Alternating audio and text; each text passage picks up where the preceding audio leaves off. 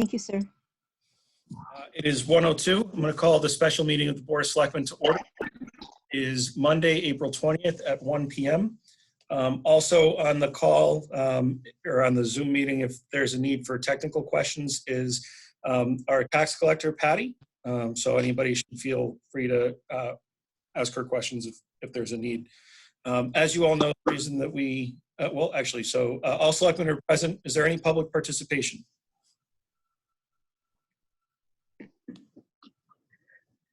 Seeing none.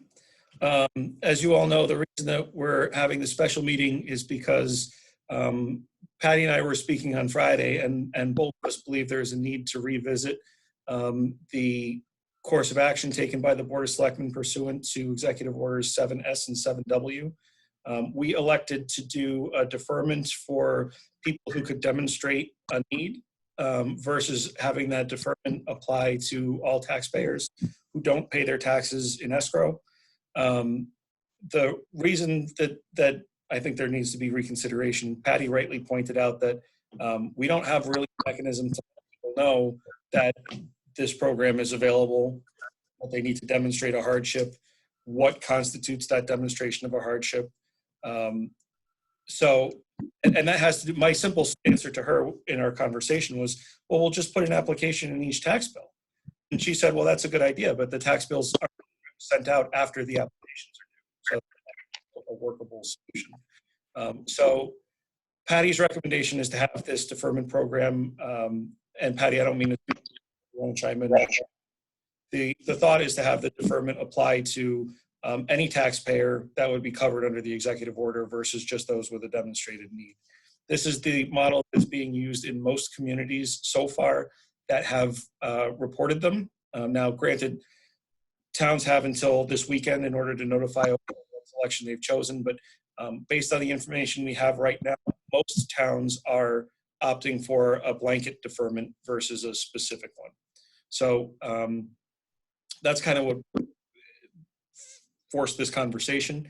I did do, with Patty's help, a more specific resolution that is attached to your packet so that move that, consider it, and have discussion where we need to before a vote. And I know that actually all of you are on a limited time span, so I won't filibuster any longer.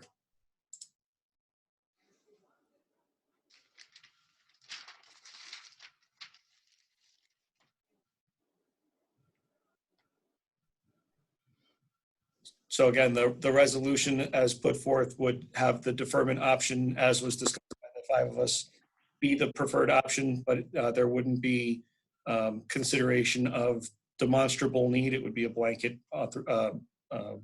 application of the program.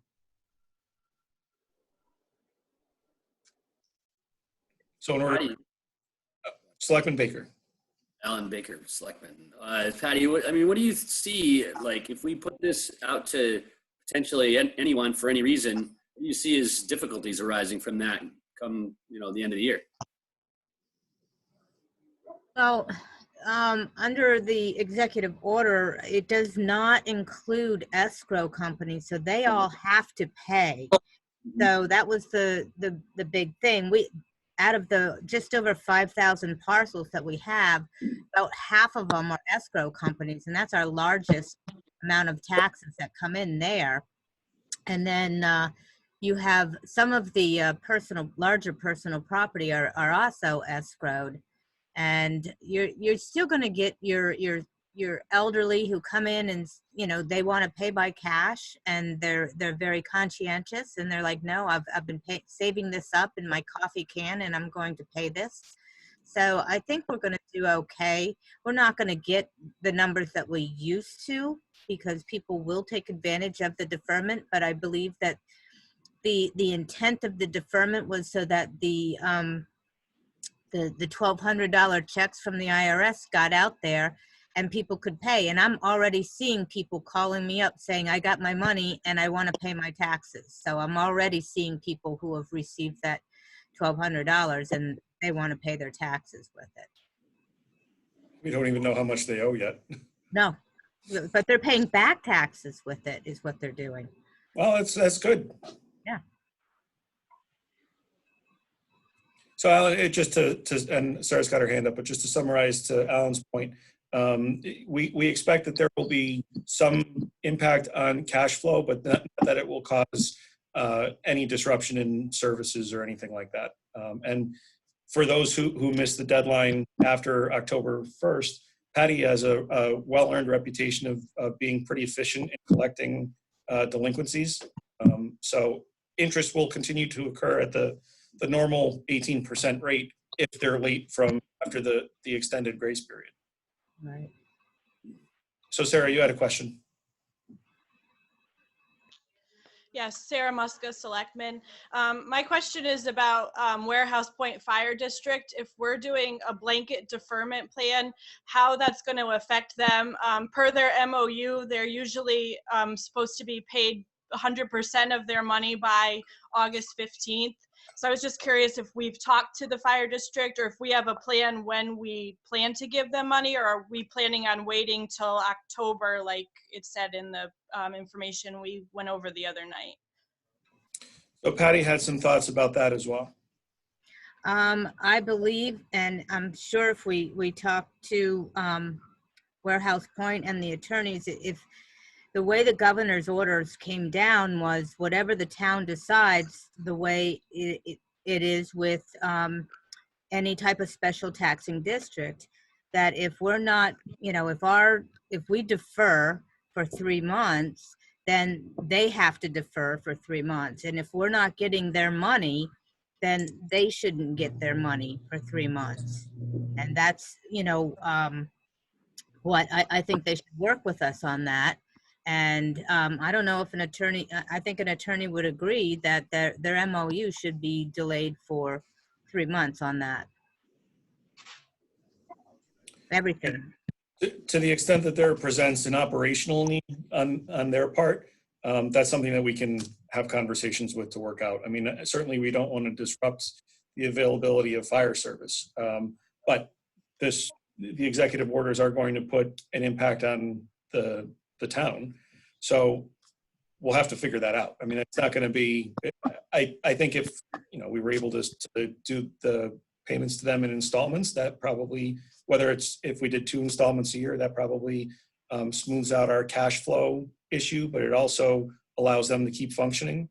We could prorate it based on collections. I mean, there are ideas, but it's A conversation has to be had for sure. Yeah. Sarah, and then I think Marie. Sarah Muska, Selectmen. Another question. So does this pertain to the escrow amount as well? Is this 100% of all the money, including that, or is this just pertaining to the money that's not escrowed? I just want to make sure I'm understanding it correctly. So there are escrowed money that are part of Warehouse Point, and that would include that too. So, and there are, so you have Warehouse Point that is, some of it's escrowed and then some that's not. So it's all spread out, the escrow money. So that would, that half of the escrow money that comes in could be part of Warehouse Point, that's guaranteed to come in.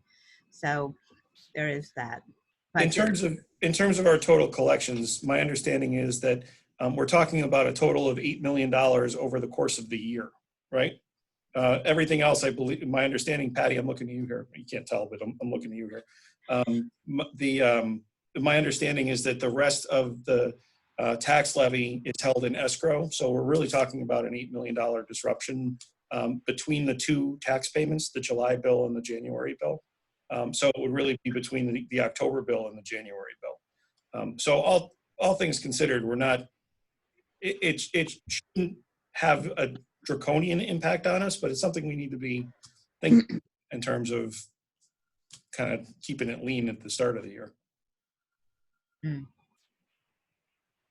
Sarah, did that answer your question? It did, Sarah Muska, Selectmen. It did. I just, hope that we, since they're going to be involved in this, I hope that we reach out to them soon so everybody is on the same page and everybody's informed on what's happening. So that's all that I have.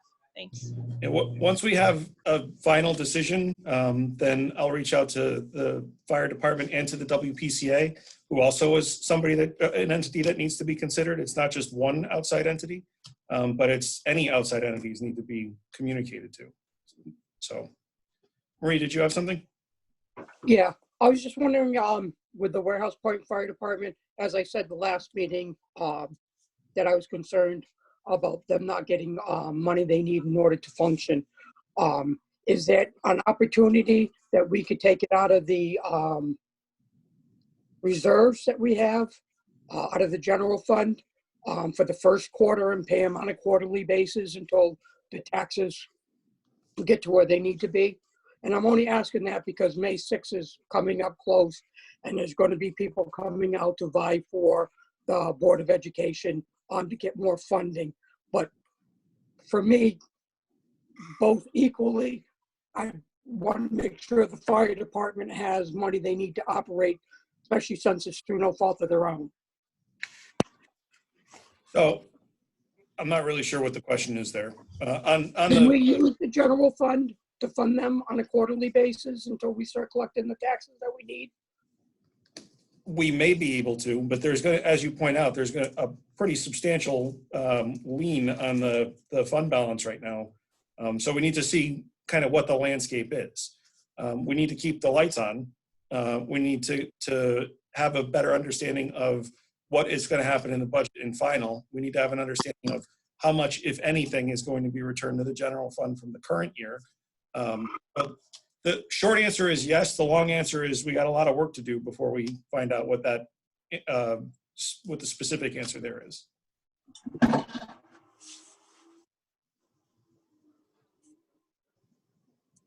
Anybody else? Charlie?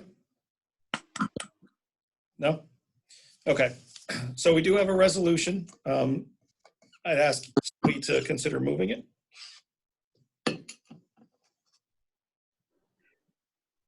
Jason, do we have to resend the original motion we made? Yeah, we should. So let me pull that up. Hang on one second.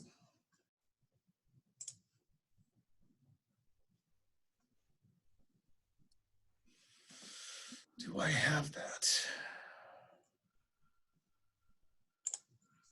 It's in your schedule of motions, Jason. Yeah, that's what I'm looking for. Thanks, Peg. No problem. Schedule of motions.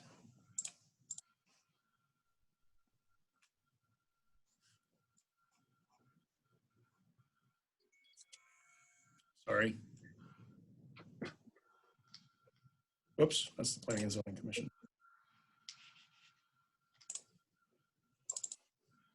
So it would be the 23rd. No, that ain't right. Never mind, that ain't right. No, it was the 16th. Yep, that's what I thought. I had the wrong month. Hang on. I have it here. So the motion would be to reconsider this.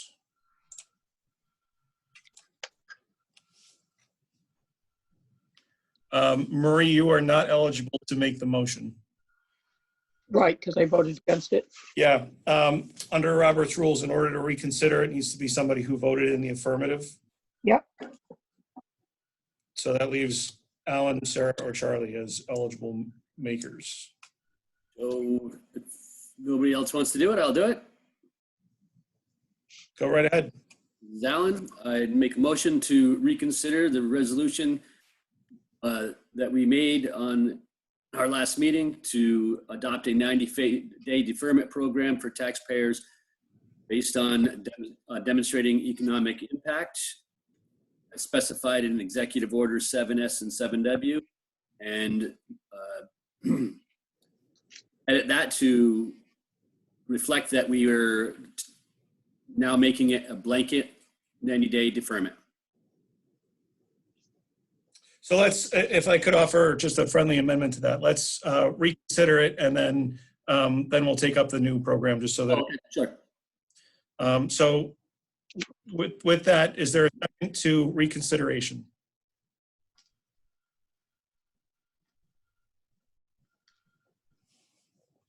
Selectman Nordell, second that. Thank you, Charlie. Any discussion on the question of reconsideration? Seeing none, Selectman Baker. Aye. Selectman Nordell. Aye. Selectman Muska. Aye. Selectman D'Souza. Aye. All right, we have, the motion carries. The item has been reconsidered. We have a new amended resolution. Is there a motion? I'll make that motion. To approve the resolution as attached? Yep. Is there a second? I'll second that. Alan Baker. Motion made by Marie, seconded by Alan, to accept the amended resolution as attached. For the record and for clarity, this elects to have a deferment program applicable to any tax payment normally due on July 1st that is held in escrow, or that is not held in escrow, as outlined in Executive Orders 7S and 7W. So, any discussion?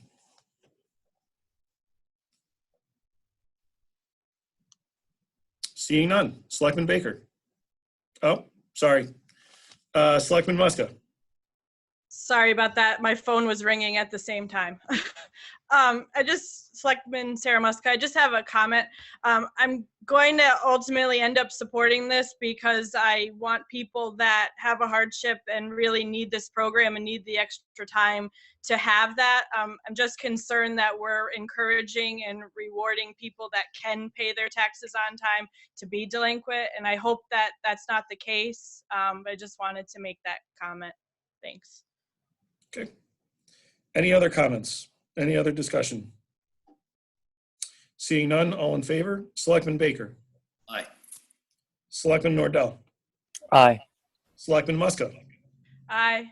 Selectman D'Souza. Aye. And for the record, I vote aye as well. Is there any additional public participation? Chief Barton. James Barton, Chief of the Warehouse Point Fire District. I just want to, I guess, put my opinion in on the escrowed money. Obviously, we know that the district is affected by these executive orders, and we're willing to work with the town. However, I think any escrowed money that is collected needs to be delivered to the fire district on that August 15th date. And we can come up with another date on the money that isn't collected, the taxes that aren't collected at that point, for some point in October. If you guys are getting yours on October 1st, maybe we could go with an October 15th date or something to that effect. But I think the escrowed money that's owed and that's going to be paid because it's not affected by these executive orders needs to be turned over to the fire district on August 15th. So this is Jason. If we were to prorate the amount collected through payments held in escrow and applied that, I'm thinking out loud, and applied that to what the typical levy for an August 15th payment would be, does that make sense?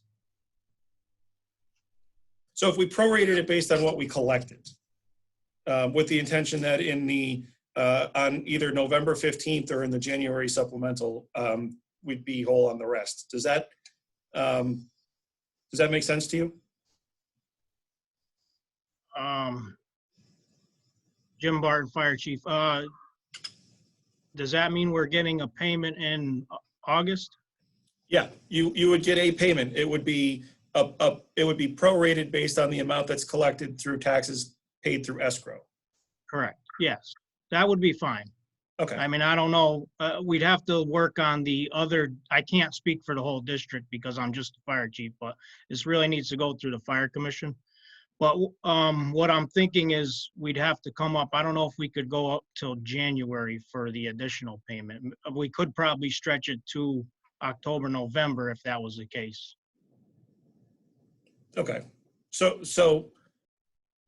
For the next payment. When's your next fire commission meeting?